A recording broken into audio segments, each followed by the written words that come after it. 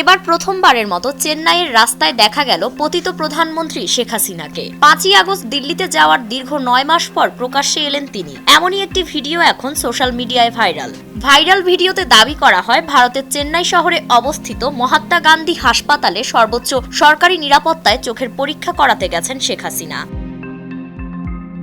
এই নিয়ে যখন উত্তাল সোশ্যাল মিডিয়া, তখনই সামনে এলো রিউমার স্ক্যানারের অনুসন্ধানে জানা গেছে চিকিৎসার জন্য ভারত সরকারের নিরাপত্তায় চেন্নাইয়ের মহাত্মা গান্ধী হাসপাতালে শেখ হাসিনার যাওয়ার দাবিটি সঠিক নয়। আর ভিডিওটি সাম্প্রতিক নয়, এটি কয়েক বছর আগের।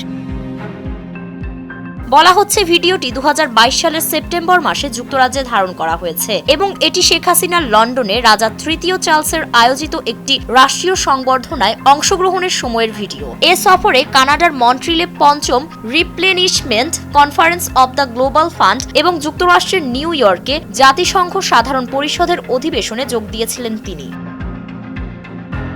ভিডিওটি যে 2022 সালে, তার আরও একটি সত্যতা পাওয়া গিয়েছে সিলেট মহানগর স্বেচ্ছাসেবক লীগের সভাপতি আফতাব হোসেন খানের ফেসবুক পোস্ট থেকে। তার পোস্টে একই ভিডিও পাওয়া গিয়েছে যেখানে শেখ হাসিনা বাকিংহাম প্যালেসে রাষ্ট্রপ্রধানদের সংবর্ধনায় যোগ দেওয়ার পথে ছিলেন। গুগল ম্যাপের সাহায্যে ভিডিওটির স্থান নিশ্চিত করে জানা যায় এটি কেলেরিজ নামক হোটেল ছিল।